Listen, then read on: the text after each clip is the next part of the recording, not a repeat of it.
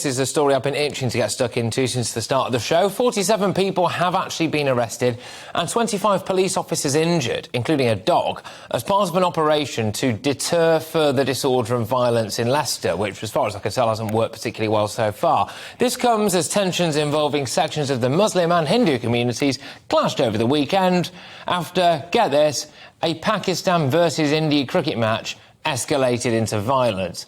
Police faced significant aggression to deal with the crowds, and temporary Chief Constable for Leicester, Rob Nixon, said officers had been brought in from all sorts of different parts of the country to help with this operation. Well, Leicester is a city which has remarkably been championed for its community cohesion and diversity, but is it really possible to have a truly integrated society with such high levels of diversity within that community? Joining us now is Suleman Nagdi, a spokesperson for the Federation of Muslims organisation, a group representing the needs of Leicestershire's Muslim community since 1983.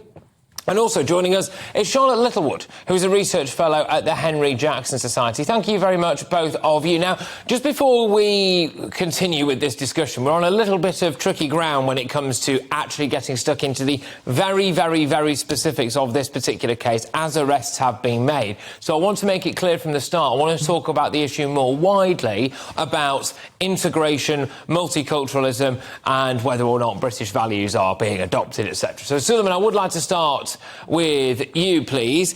A lot of people might be watching what's gone on in Leicester now and add it to a long list of things that have involved elements of the Muslim community, such as the Batley Grammar School issue or various different things. Do you think that integration is really working amongst massive parts of the Muslim community?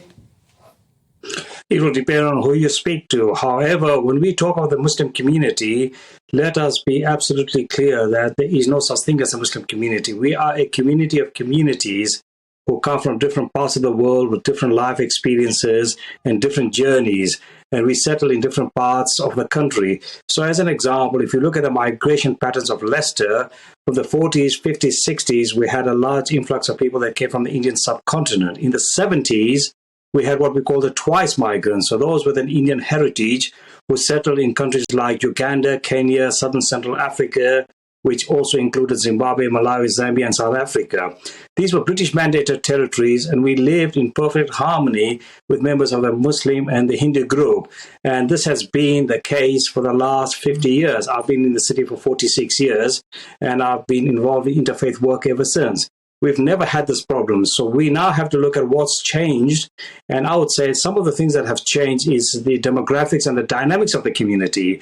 So in recent years, we've had new arrivals that have come here. It's not a matter of stereotyping, blaming any section of the community, but the situation has changed somewhat. And that in itself will also add to some of the difficulties that we're experiencing now.